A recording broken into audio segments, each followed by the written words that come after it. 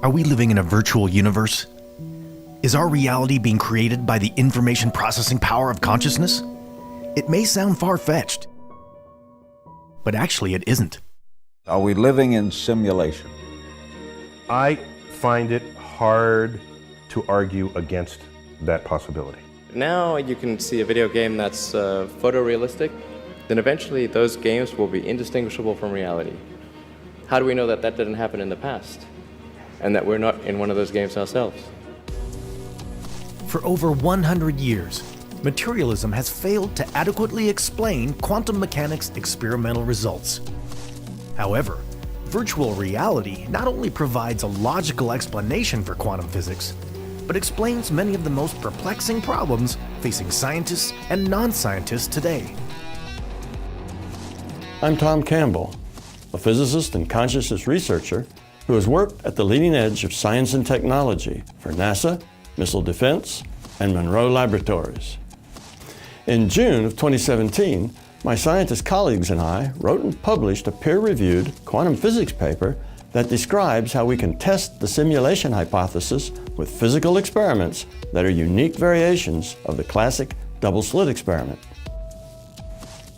Scientists like Tom Campbell have been quietly working for years, developing a solid, scientific theoretical foundation to explain the attributes and logical consequences of virtual reality. What's going on, everybody? Chris Albert here with the Warrior Soul Podcast, and yep, you've heard that trailer correctly. We have Mr. Tom Campbell on the podcast today. He's one of our more popular past guests that we've had on, and Tom believes that we live in a virtual reality, that these trees, all this stuff around me are bits of data that's being sent to my avatar, and my consciousness, actually in your consciousness, it exists somewhere else, in some other dimension, some other universe, and that we're simply avatars, or like what you would consider an elf in a World of Warcraft game, and our consciousness is controlling our every move. And the thing about this is, because I know it sounds really, really far-fetched, but you got to remember that Tom is a physicist, and he wrote a book called My Big Toe, My Big Theory of Everything, where he lays down the logical underpinnings for why he believes we live in a virtual reality simulation. He just completed a Kickstarter campaign where he reached his goal. He's going to be conducting experiments to try to prove we live in this virtual reality simulation. And it's one of the more interesting subjects I've ever covered.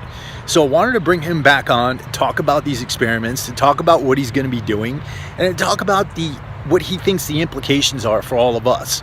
What does it mean for all of you if we do live in a virtual reality simulation? And it's one of the more interesting conversations I've had this year. Before we get into that conversation, I want to give you a note from our sponsors, our awesome sponsors, F-Bomb Nutrition.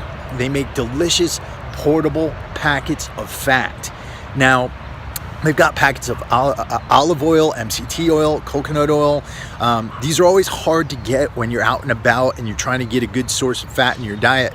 But they also have these amazing nut butter packets. And all of them have a macadamia nut butter base. And they mix it up with chocolate. They mix it up with pecan butter. Absolutely delicious. And you can carry them around and, have them whenever you like. They're also really great people. They've been sending packages of their product out to the troops on the front lines, and I've been getting notes back about how helpful these things are in giving these guys energy while they're trying to do their jobs. So if you want to get yourself some F-bombs, you can get 20% off for being a Warrior Soul listener if you use the code WarriorSoul at www.dropinfbomb.com. That's code WarriorSoul at www.dropinfbomb.com, and you'll get 20% off of your first order. So with that, I'm going to go enjoy the sun. You guys enjoy the episode. Tom Campbell, welcome back to the Warrior Soul Podcast. How you doing out there today? I'm doing great, Chris. Thank you for the invitation. Always enjoy coming here and having a talk with you. Absolutely. First things first, you've got this Kickstarter out there. Do we currently live in a virtual reality? And you just made your goal. What was this Kickstarter about? What are you trying to do as far as raising money for this project? Okay. Well, there's a couple of answers to that, sort of the little picture and the big picture answer to that. In the smallest picture of that, it's about doing some physics experiments that I have made up, quantum mechanics experiments that will help us understand how virtual reality informs or makes up this world. In other words, if these experiments work the way I hope they will, then it will be very strong evidence that our reality is a virtual reality. In other words, a computed reality, one based on information. Now, science has been moving in that direction over the last decade anyway, because that's what, experiments have been telling them. But the experiments are never all that conclusive. It's like they hint and they lead people to think that that is the right answer. But we would like to get something a little more dramatic, a little more definitive that would help solidify that. So it's to raise the money to pay for getting these experiments done, which means we have to hire some competent experimental physicists who are familiar with all the equipment that needs to be used. We'd have to get lab space. We'd have to buy equipment. So that's what the money is really going for, is to produce these experiments. But now in the bigger picture, it's like, so what? This is physics, and most people don't, really care a whole lot about how the physics works out in their daily life. But the idea is that once the scientists, who I call the high priests of Western culture, because it's the high priests, of any culture, who tell us what to believe, what's right and what's wrong, what is, what's phony and what's real. So for our culture, Western culture, which is pretty much world culture these days, the Western culture is kind of spread everywhere. The high priests are the scientists. They're the ones that tell us, truth from falsehood. That's sort of their job.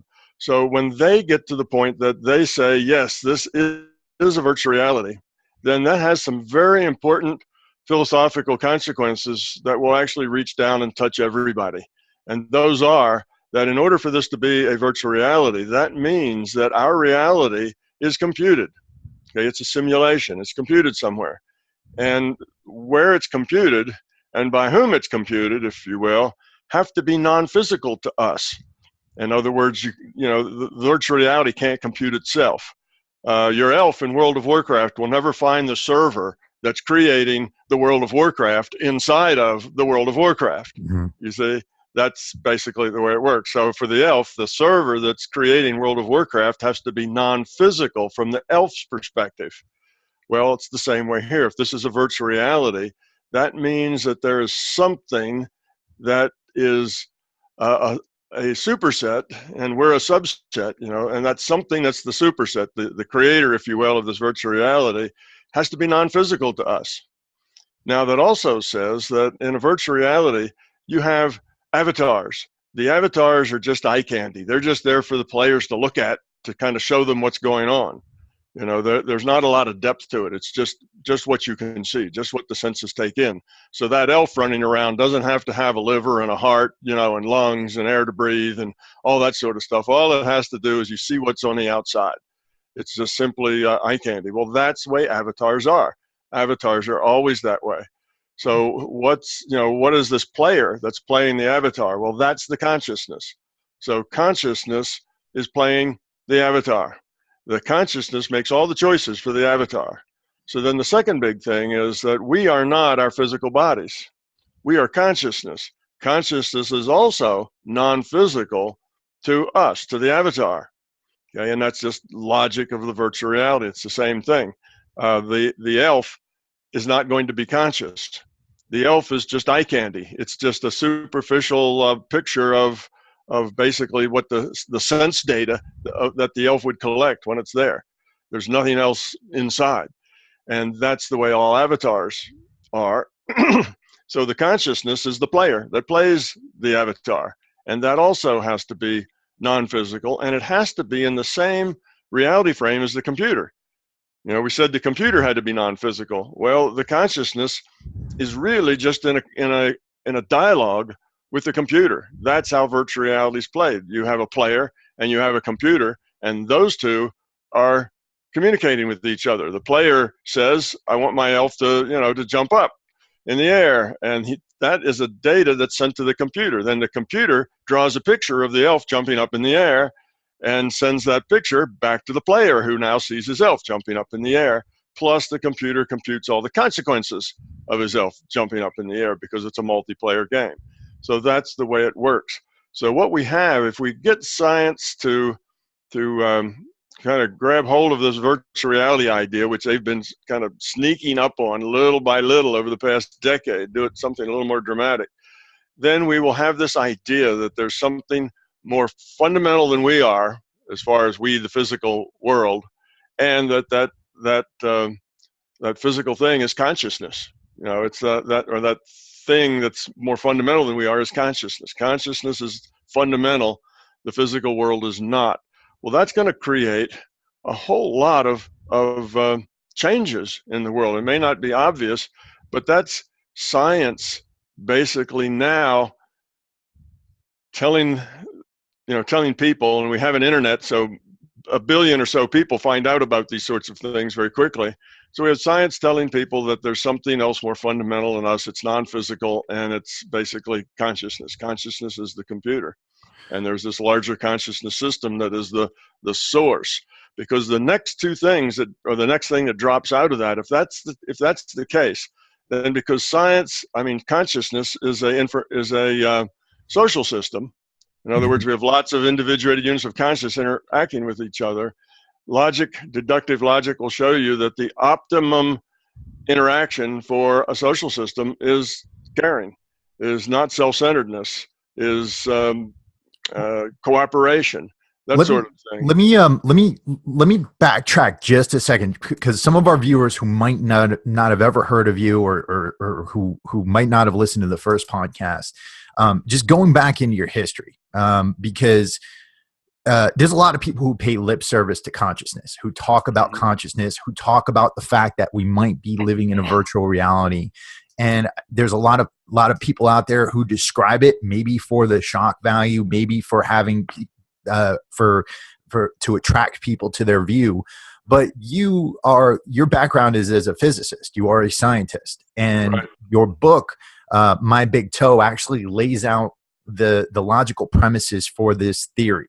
Yes. And it's a very, very well and elegantly laid out theory that goes into the depths of everything that you're describing. And so right now, what you're doing is you're taking that from theory and now moving that into the experimental phase, Exactly. where you're actually testing out these hypotheses that you've laid out in My Big Toe. Is that correct? That's right. You see, if consciousness is the fundamental thing, then everything else will be a derivative of consciousness.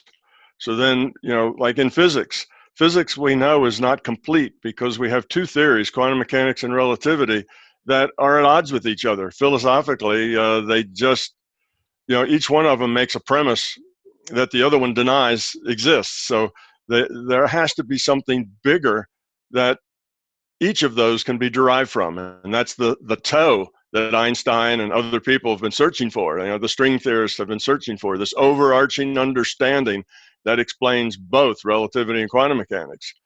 And as it turns out, consciousness is that overarching thing. So consciousness needs to describe relativity and quantum mechanics.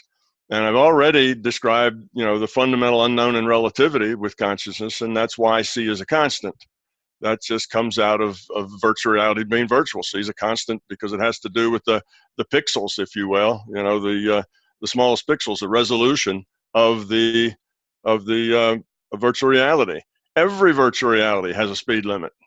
Even the World of Warcraft has a speed limit. It has to do with the pixel size. You can only move one delta X for every delta T. And that delta X over delta T in our virtual reality is the speed of light. In the World of Warcraft, it's something else because their resolution isn't as fine as our resolution. You see, so that's as fast as anything can move contiguously through space is one pixel of distance for one pixel of time. So that's why speed of light's a constant. So that kind of solves the relativity because once you understand that, the rest of relativity is just math. It just works out. That's the big unknown in relativity. And in quantum mechanics, it's why our particles best described as probability distributions. And that makes perfect sense also from the consciousness viewpoint and the virtuality viewpoint. But in science, nobody really listens to you until you've done an experiment. You see, everything, what's right and what's wrong is defined by experiments, which is a little difficult when you're working with consciousness that's basically non-physical to the physical reality. Because now you have to do a physical experiment that verifies non-physical consciousness. And you can imagine that's, logically, that's a little hard to do because you've got apples and oranges there that you're mixing. So we've come up with some quantum mechanics experiments that look like they will point a finger at the virtual reality, that they will say, there's really no other way to explain this experiment other than this is a virtual reality. So that's sort of what we're trying to do. But our big picture end goal is to try to help people understand that they're here for a purpose. And that purpose is to grow up, become love, be cooperative, care about other people. And that comes back to the evolution of consciousness. So I know that's a little hard for your readers to maybe tuck all that in, and it sounds like I'm making it all up, but this stuff really is logical. It really does have a logical scientific basis. It's just hard to describe all that in a few minutes. Well, absolutely, and I want to break a little bit of this down, and I definitely want to move into the lessons for life that we have from this theory and from what could come out of these experiments. But when we're talking about the experiments themselves, so the most famous of these is probably the double slit experiment. And yes, you'd mentioned that consciousness or reality is probably more likely a probability distribution. mm-hmm. And this was an experiment where they shot, I believe it was photons, forgive me because I'm not a physicist, but through these two slits. And rather than getting two direct beams, they got a spread, a probability spread.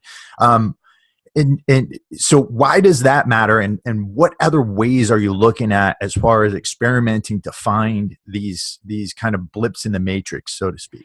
Okay, well, that double slit experiment was done in the early 1900s, like 1914, up through 1920, 25. And that's what I would call, they did a thing that we call a miracle, which means something that is impossible. Something that has no physical cause happens anyway, and it happens routinely. So what they did, as you say, they took single particles and shot them, you can think of with a particle gun, through slits, two slits that were separated by some distance. And what you would expect if you throw particles through slits is you'd get a pile of particles behind each slit, right? If you're throwing baseballs at two holes in a board, baseballs that go through are going to hit the background right behind the slits, right behind each slit. So you'd have a bunch of baseballs that would hit behind each slit. That's the way particles act. That's what Newton said about particles. They'll travel in a straight line unless interacted with some other force. Well, there are no other forces. But what these particles did is that they distributed themselves on the background in what we call a diffraction pattern.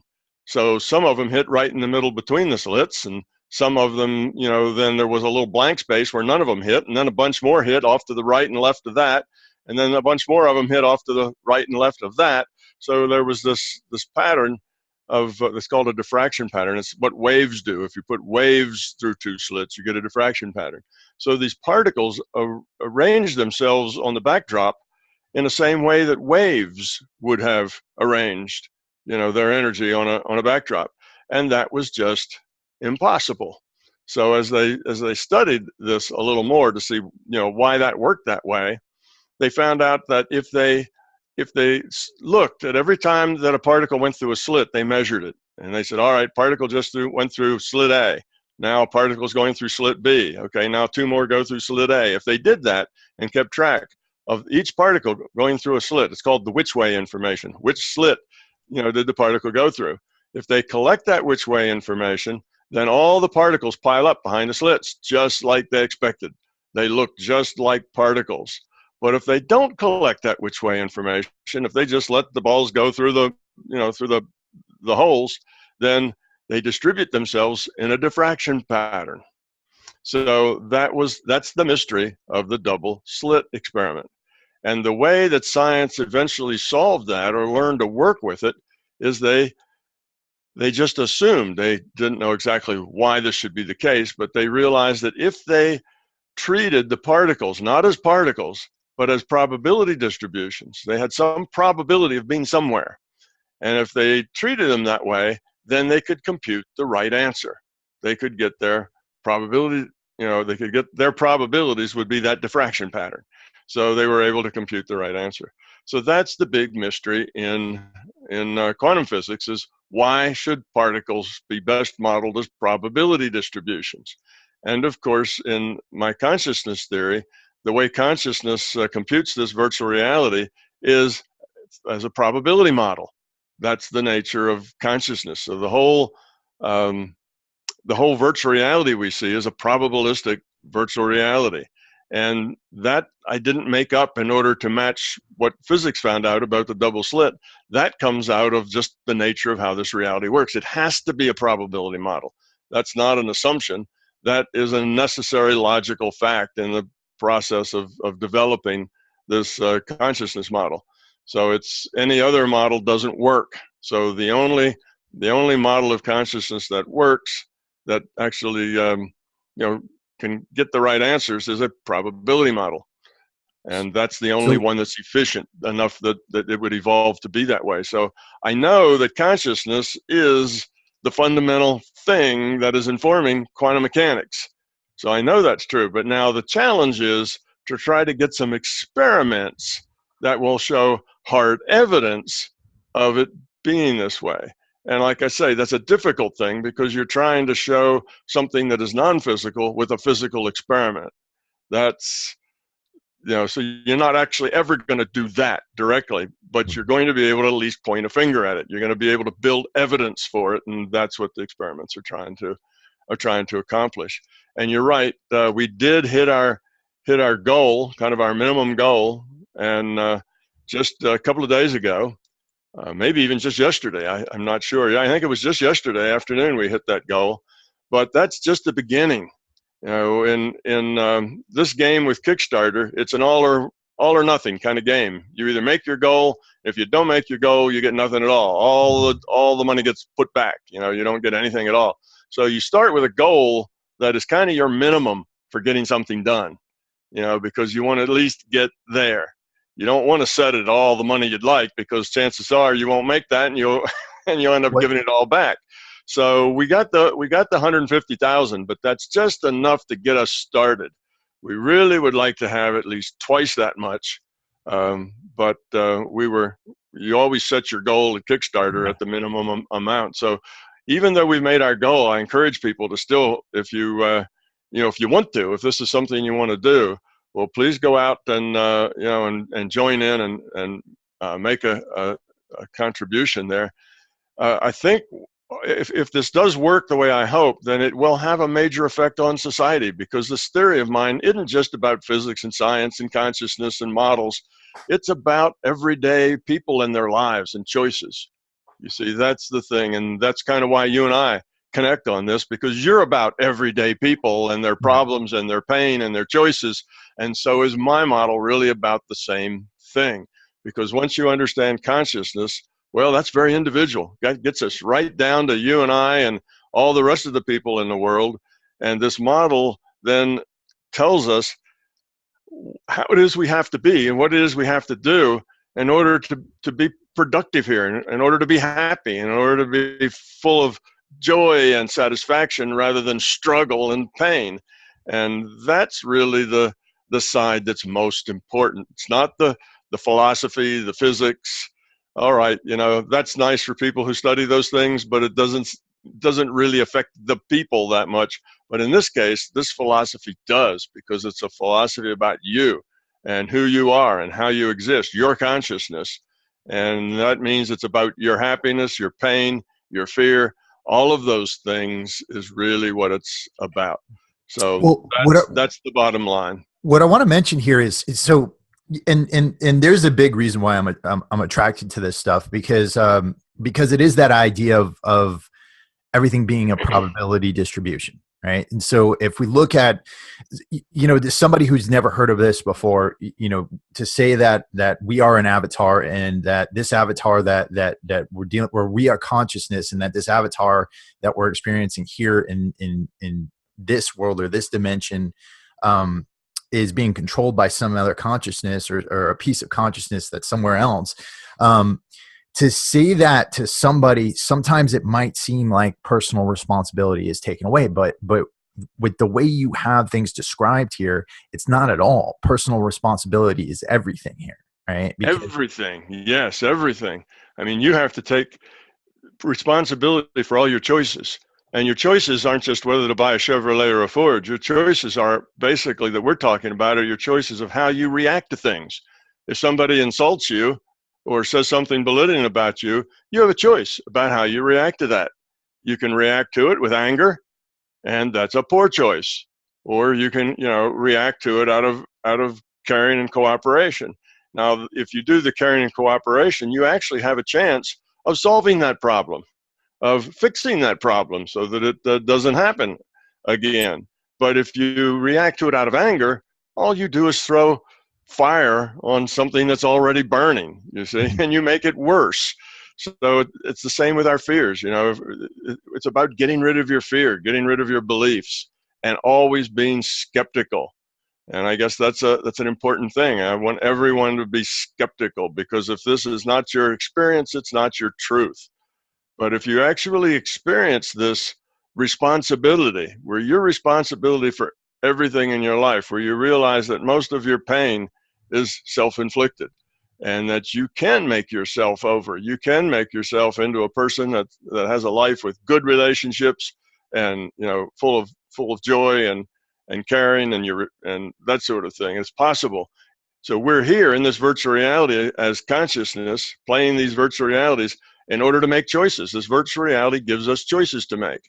And whether we make those choices with love and caring, or make them with fear and belief, is the difference between whether we're happy and have good relationships or whether we don't. So it really is a very personal thing when you get down to the end of it. It's not an academic discussion at all. It's a very personal discussion. So yes, as you say, it's all about responsibility. You have to take responsibility for all of your choices, all of your reactions, all of your feelings.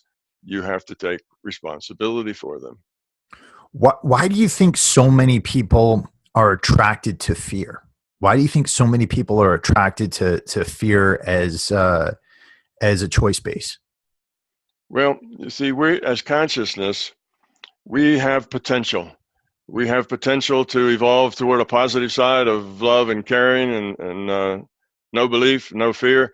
And we have potential to go the other way.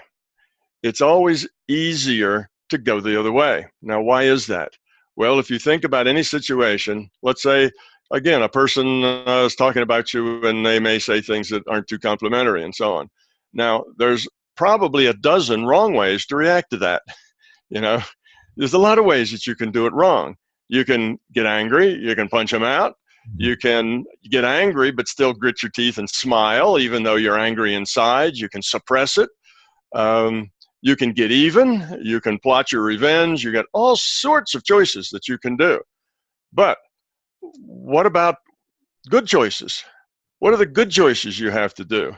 Well, your good choice is to react with that just honestly and straightforwardly, without anger, without any negative feelings, and just investigate that and say, well, why do you feel that way? Or why is that attitude? Or maybe if that person is just not somebody you can approach, then you might see how you can help, get to know them a little better, so they know you a little better, so they don't say those things about you that aren't true. So you find ways to fix the problem rather than throw, gasoline on a fire that's already burning.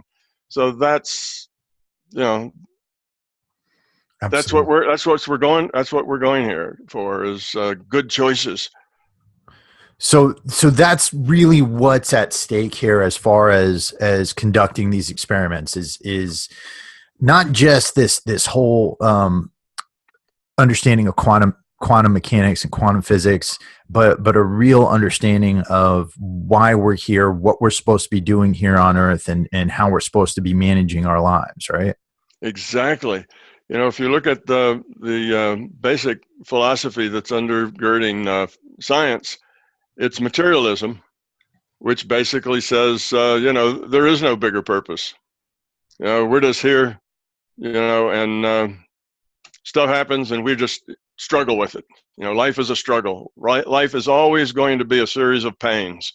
It's just, you kind of get an existentialist viewpoint of there is no purpose, there is no point. You're here, you're just going to suffer, get used to it and stop complaining. That's kind of where you go with materialism. There really isn't, it really isn't a positive place. It's, if anything, it's a negative place, and ours is to suffer through it, sort of an attitude. Well, when you have that attitude, you're trapped. That's like being a victim. When you're a victim, you give away all your choices. You give away your free will. You give away your power, if you will. You can't heal yourself. You can't grow if you're a victim, because a victim is somebody who is overcome by everything else. It's just so weenie, and there's all these other powers in the world, and they just somehow have to try to get along, but there's no way they can ever really succeed because they're just this victim. Well, that's just being self-defeated. And if you're self-defeated, you're defeated. You'll never get beyond that place. So the philosophy of materialism kind of feeds being self-defeated, not important. And, the only way to get ahead is to run over other people, get their stuff. Well, okay, you don't want to go to jail, so you find some legal way to run over people and get their stuff. Well, that's just a slicker way of not being a very nice person. It's maybe not illegal, but it's still not nice. It's immoral. Whereas if we can shift that view to the fact that this is consciousness and that we have this virtual reality here for us to make choices to grow up, and that's our purpose in life, then that gives a very positive thing. There is a point to life. There is a purpose. We're consciousness playing these virtual characters, and our job is to evolve ourselves. We evolve ourselves by becoming love, by making better choices. That's how we evolve as consciousness. And again, I just don't make that up because it sounds good. That's really a part of a deductive logical theory that works out that way. So once we have that idea that there's something bigger, more fundamental than we are, okay, now it's, well, okay, then why are we here? What are we doing and what's our purpose? Well, that's it. It's to make good choices here. That's why this virtual reality is created. So that gives us a positive reason, a way we can level up, a way we can grow, a way we can, be successful. And it doesn't matter how much money we have or how much power we have to push other people around. That's not the point. That's not how you get points in this game. In this game, you get points by caring, by being a part of the solution and not part of the problem, by helping. That's how you get points. So it changes the game from one of the bully wins, the big guy with all the stuff gets to push other people around, to a game where people who are kind, people who are gentle, people who care, they win. And the people who are bullies and can push everybody around, they lose. So it changes the nature of the game we're playing and gives everybody an equal opportunity to win, if you will. And what winning means is you end up happy, you end up living a life of joy, you end up with great relationships, and your life is fun. That's kind of the reward as you play this game. That sounds awesome. This also isn't an argument for pure pacifism either, or allowing yourself to be pushed around, right? No. This philosophy is not a pacifist philosophy. There's a time to turn the other cheek, and there's a time to fight back. That's just the nature of things.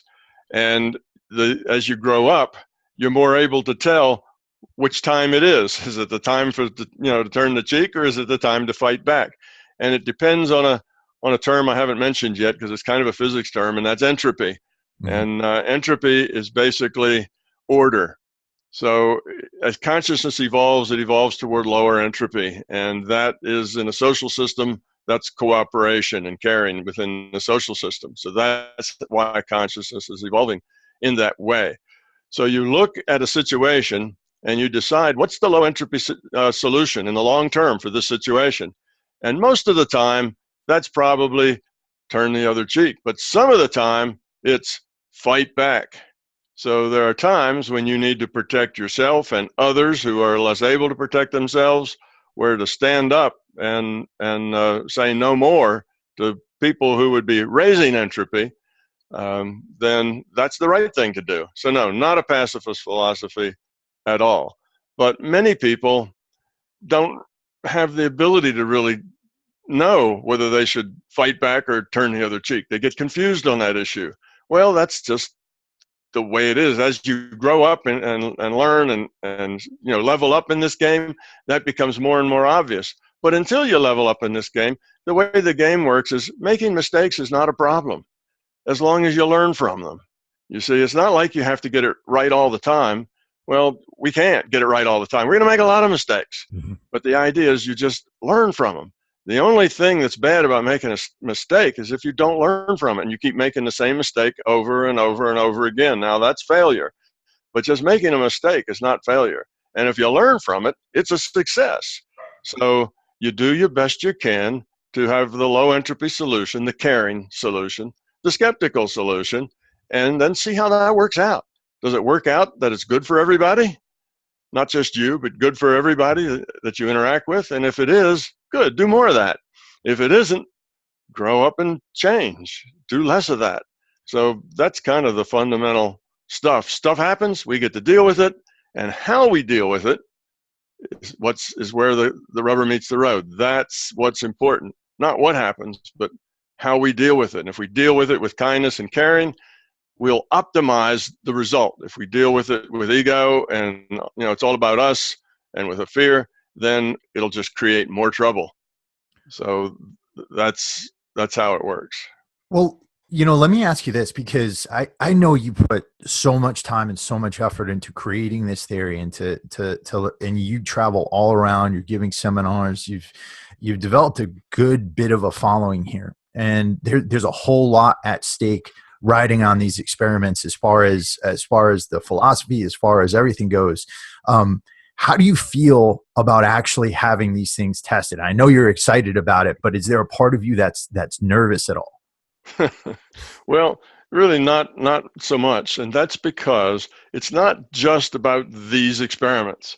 Okay, what we really want to do is set up a we have an organization that we're setting up. It's going to be about unifying science and consciousness. It's called the Center for the Unification of Science and Consciousness. It's going to be a nonprofit. So with people making these donations, we'll be able to get no taxes on that donation, as long as the IRS approves our nonprofit. It's in process now. We don't actually have the nonprofit yet, but the IRS is evaluating it, and there's no reason why we shouldn't get it.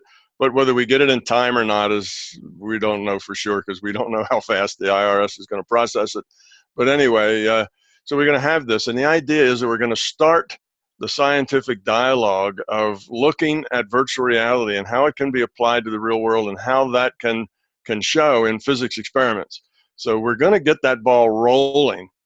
And I don't expect every one of these experiments to work just the way I say. That would be, that wouldn't fit into the way science generally works. It doesn't work like that. Maybe in Hollywood it works like that, but in the real world it doesn't work like that. You do a bunch of experiments. Some of them will work the way you think. Some of them probably won't. But all of them you'll learn something. So the ones that don't work provide valuable information. They say, well, the system doesn't work that way. It works some other way. Well, that eliminates, one of your variables, one of your paths. So now you have to look at alternate paths. So whether they work or not isn't as important as how much you learn from each one of them, however it works. And I don't expect this just as one-off on these experiments. These experiments will suggest other experiments, and those experiments will then suggest other experiments. And hopefully we'll get other physicists involved in trying to go down this path of doing the experiments to make the connection between virtual reality and quantum mechanics. So that's really what I'm trying to do. So if some of them don't work, well, that's okay. I'll learn something. Mm-hmm. I'll have to adjust my theory and whatever, but I'll learn something. If they do work, then that means I got it right on the first guess, which would be nice. But science often doesn't work that way.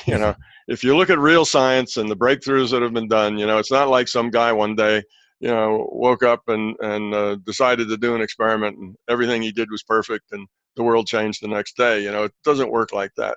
It's usually a process that takes time and the work of many scientists. Others are going to have to get involved, and I'm hoping my experiments will get others involved, and we'll start kind of a group of people working toward showing that this is a virtual reality. I'm very convinced that it is a virtual reality. I'm not as convinced that it's going to be easy to show that with experiments, but we're going to try, and we're going to do what we can, and we'll learn a lot. So it's that sort of a thing. So yeah, maybe a little nervous, but not really, because I want to learn from these.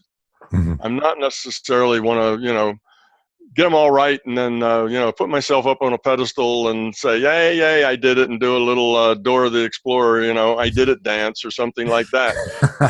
That's not my point. I want to learn from these experiments. I want other people to learn from them, and they'll suggest others. And so I'm starting something bigger than just these experiments, but these are the experiments are the things we're leading off with. So however they work out will be good, because they'll either demonstrate what I want or they'll lead to a better understanding of how to demonstrate what I want. And so you're looking at putting together a team of investigators right now, and when you're doing that, are you looking for both potentially people who would be extremely skeptical? I know all scientists are supposed to be skeptical, but are you looking at maybe putting together kind of a council of rivals or anything like that? Or are you looking at putting together particular technicians, or?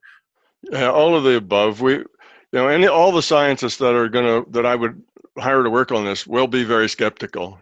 Science tend to be skeptical in the first place. Particularly, they're going to be skeptical about virtual reality, because that's kind of an outsider, if you will. And I'm an outsider, so they'll be doubly skeptical about me bringing in experiments to them. I'm not my world is not the academic world. I've worked as a physicist all my life, but not in universities. I've worked in what I call, the real world physics, applied physics, not theoretical physics in universities. So I'm a bit outsider to them. So I expect not only skeptical, but double skeptical about the people who will be doing them. And of course, if they do them and if they work out well, then other universities will want to repeat them. Science doesn't believe anything because one experiment did something. As soon as one experiment shows something that's unusual, 10 other people in 10 other universities have to verify it to see if it really, is it really like that, or did those experimenters make a mistake of some sort? So before it's accepted, it will have to be repeated by many different physicists in many different places. And then if everybody gets the same result everywhere, then it will become a fact. But that's the only way. So yeah, science is a very precise game, and skepticism is the way you have to go into it. So yeah, there will be a lot of that. So have you thought about, I know that the bigger picture here is trying to instill love as kind of the answer, and reducing entropy, and it's kind of societal implications of this. Have you thought about what other implications there might be, as far as other types of things, as far as maybe connecting to that database, or that pool of consciousness that's out there? Have you thought about what the next step might be on other levels? Yes, it will change everything. Not only if these work out, they will completely rewrite science. No science, chemistry, biology, physics, all of it will change its fundamental belief structure. It'll change how it views the world and how it views its science. So it's going to make a huge change through all the science. It's going to make a huge change through all of our social fabric, the way we, treat each other, the way we see each other, the way we understand our purpose and point, that it's a positive thing. We're not just left stranded in an uncaring world. It seems that way, but that's not at all. We take responsibility. Now we're in charge. We're not stranded in, an uncaring world. So it'll do those things, but it'll also put the idea that consciousness, that we are consciousness, we're not bodies. And that has a whole bunch of ramifications, of logical ramifications. Once we understand that we are consciousness, a whole lot of things come into play. For one, most of the things that we call paranormal will just become normal. They're no longer para. So the idea of things like remote viewing, precognitive dreams, things that have been studied for 100 years. There's tons of science that says these things exist, they're there, but materialism as a model can't explain them. Therefore, materialism rejects them. So science tends to reject them and not give them much credence. But there's been a lot of good science done on these things, so we know they're real things. This will provide a theoretical foundation under those things. Well, once they have a theoretical foundation, the science in those areas will start to blossom. We'll learn a whole lot more about those things, which again will affect everybody. Suddenly, our whole world will become a bigger place with more opportunities and more choices, things to do, ways to be, than we thought were possible before. So just us as consciousness is an amazing step forward. We are consciousness, and we have the ability to explore and interact with all of consciousness. Yes, consciousness is outside this virtual reality, but this virtual reality is just a little piece of reality. There's so much more to reality than just this physical universe. And as consciousness, we get to explore all that and interact with it and use it. And some of it interacts with this reality. So yes, it'll change everything in a very dramatic way. So we will develop as beings in a way that right now only some people do. They kind of are on the freak side of our society, because they are good at precognition, or they're good at understanding what people are feeling or thinking. They're empaths, or they're the other things that are basically paranormal, where you get information that's not physically transmitted. That sort of thing will become a normal thing. People will start to pick up these abilities to work in that world once they understand their consciousness. That will change a lot. It's important to note here that also, Hollywood, with the Netflix series Stranger Things, the movie Men Who Stare at Goats, The Matrix, Hollywood's been talking about these types of things for a while. But the CIA actually had a remote viewing program, right? And right. a series of other things devoted to these types of, and I think the Men Who Stare at Goats was another program that actually existed, right? Yeah, all of these things existed, and they existed for only one reason, and that's because they worked. Mm-hmm. They were very effective. And the matter of fact, I would say that they were so effective that they were overcome a very strong resistance against it.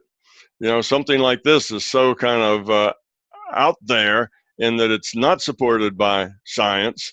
But so it's hard to get people to even pay attention to it or even think about it. You go in and talk to people. Oh, we could set up a group that used, remote viewing, and you'd be thrown out of the office. But it was able to demonstrate its value, and it worked very well, which is why they kept it for a very long time. Had it not worked at all, it would have just been thrown out. It would have been there for 2 or 3 years and then dumped, because DoD doesn't spend a lot of money on programs that don't produce anything. It may give them a chance, but it doesn't carry them along for decade after decade unless they're productive. So yeah, it worked very well. And you can take classes. Anybody can learn how to remote view. It's not something it's a gift you're born with. It's not like that at all. It's something we can do because we are consciousness. You just have to learn really how to stop blocking it. It's not really that you have to learn new things, new techniques. You have to learn to stop blocking it. Get out of the way. It's your ego and your fear that are the problem, and your beliefs. Once you get rid of your ego, your fear, and your beliefs, these things become much easier, much more natural and normal. They're really a part of being conscious. A lot of people these days are also talking about psychedelic drugs and talking about things like ayahuasca, DMT, psilocybin as maybe keys to consciousness. What's your take on this? And do you think that these plants are giving us clues as to what's going on out there?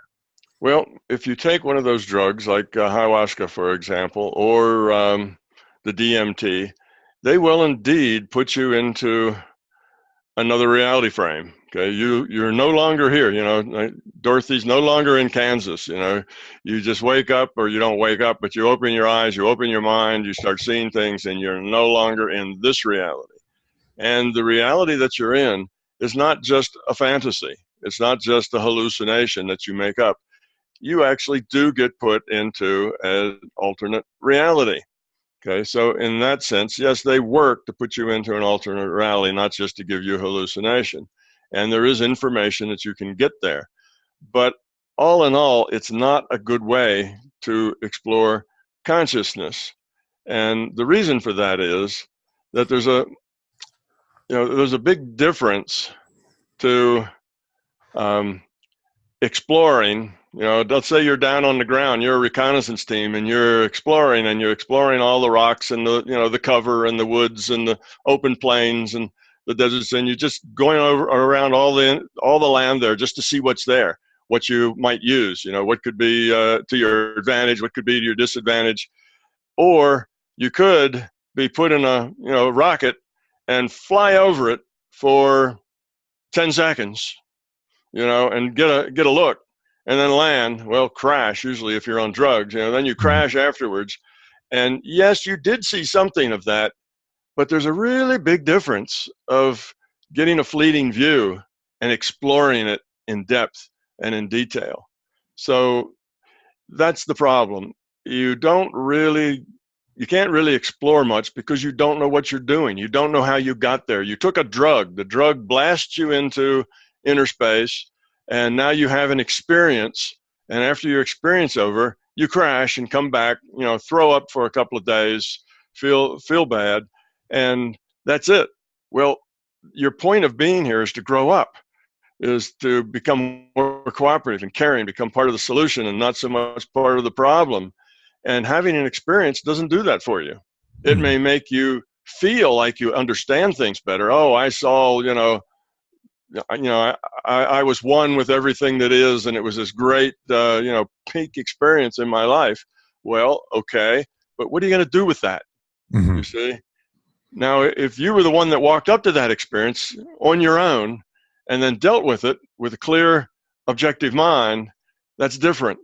But if you're blasted through that experience and come out the other side, then you haven't grown up. You haven't learned from it. It's like getting on a roller coaster. You can get on a roller coaster and you can do stuff that's really, wow, gee whiz, that was fantastic. 5 loops and faster than the speed of sound. And, we do all this marvelous stuff, but we get off it and all we have is an experience. It doesn't change us. It doesn't help us grow up. But the very process of doing this on your own helps you grow up, because you can't get there on your own until you learn to let go of fear, until you learn to, get rid of a lot of your beliefs. So the process of getting there really is a growing up process. Being launched there by a drug is not a growing process. That's the difference. Although the drug will get you to, a similar version of the same kind of realities you get to otherwise. So it's not a hallucination. It's not useless as far as an experience. And I've known people who have gotten a lot out of the drug experience when they use it just once or twice to get the idea of a bigger reality.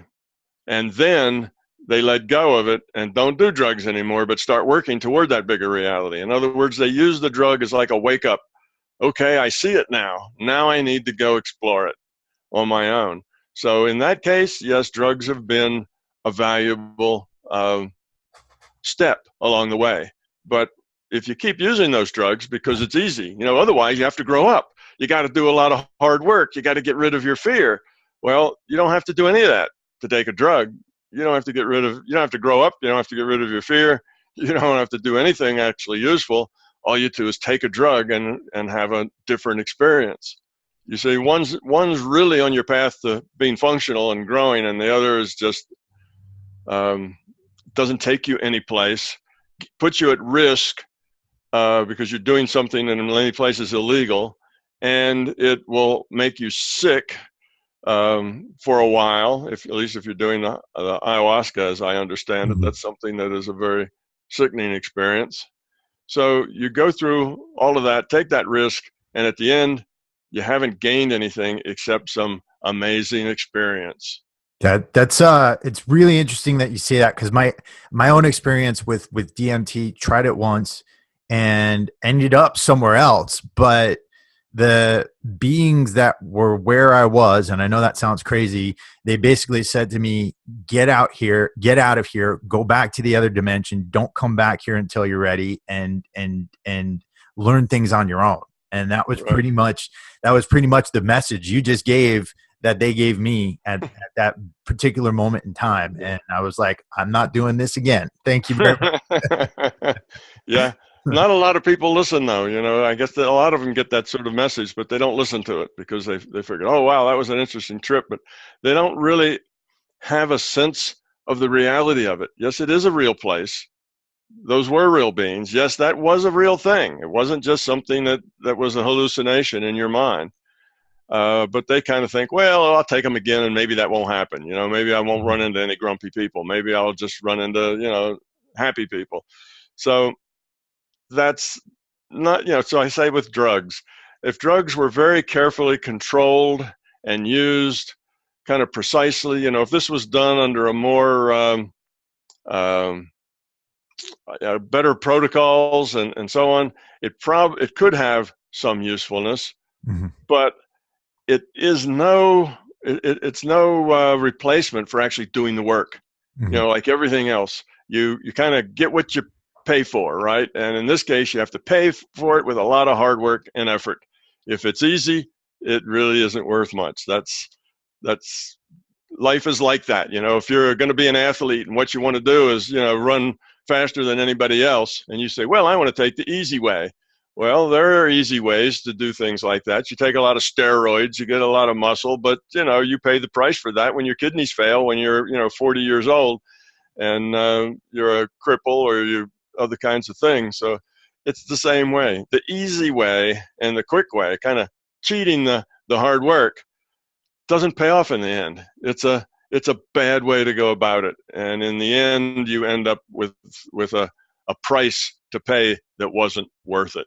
And that's the way it is with drugs. It's the same thing. Yeah, it's the quick and easy way to get into the non-physical reality frames, but you'll pay a price. The people who do that are less able to actually do it on their own for doing it, because now they've done it the easy way enough times that the hard way just seems too hard. Whereas if you do it the hard way, then that just becomes the way it is, and you have the gumption to keep doing that until you start to get there and do it on your own. But if you're used to the easy way, it's hard to go back from the easy way to the hard way.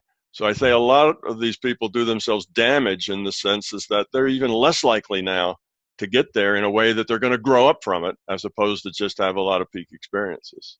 Gotcha. Tom, I want to ask you, you met the goal now, you're still going, you got about, I think it's 13 days or 14 days you have left on the Kickstarter. Yeah. Now that you met the goal, when are you thinking about starting the experiments? And are these going to be publicized anywhere or published anywhere? Are you going to be doing videos or anything about them?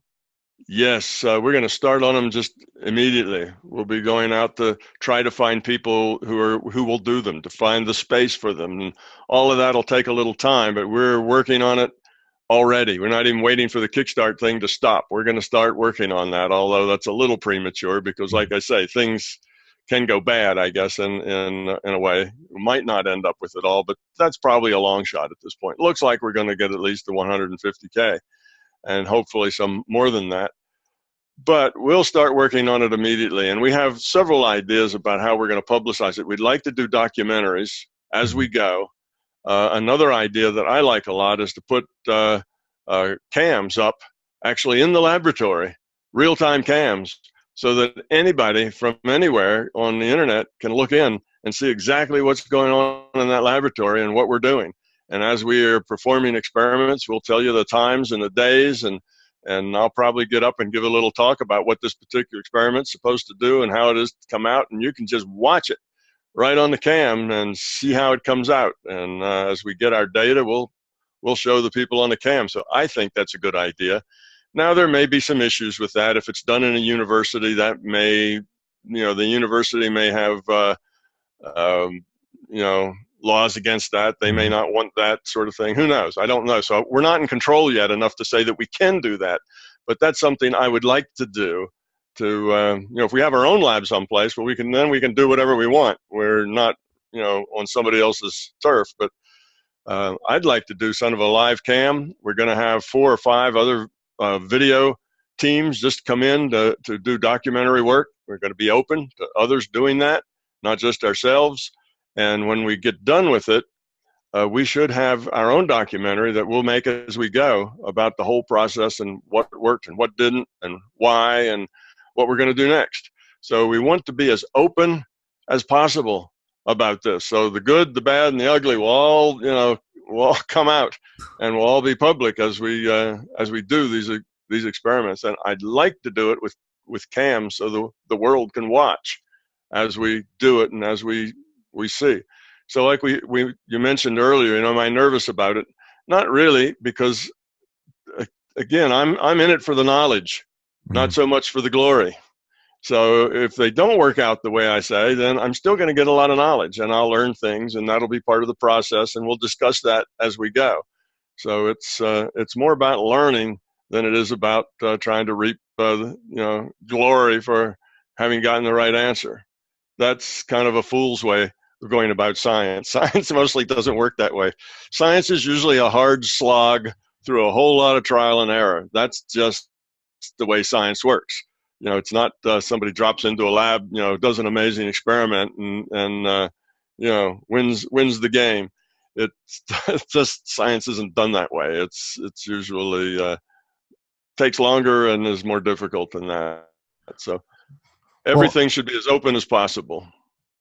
Yeah, and Tom, I think what you're doing is amazing, because like I said and talked about earlier, there's a lot of people who talk about this stuff. There's a lot of people who think about this stuff. There's a lot of people who pay lip service to it. But I want to acknowledge you here because like a true scientist, you are literally putting this together. You're testing it out. And by doing so, you're kind of standing up in front of the crowd in your underpants and letting everybody see what's going on. And I think that it takes true strength to do that. It takes real gumption. And, I thank you for doing this work. Thank you for putting yourself and your beliefs and your writings on the line. And thank you for being frank about it. You're quite welcome. It's all actually pretty simple when you get down to it. We're just trying to better understand the nature of the reality we live in. And that's what it's all about.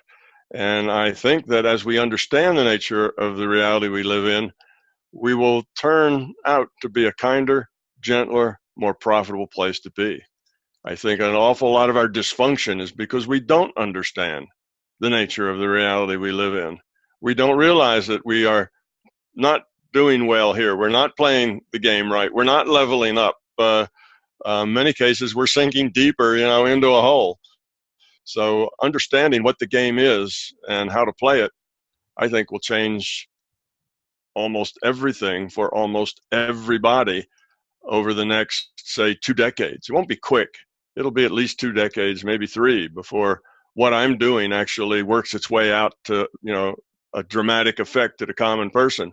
But things can move fast these days. This is the era of the internet, and it's not like it used to be.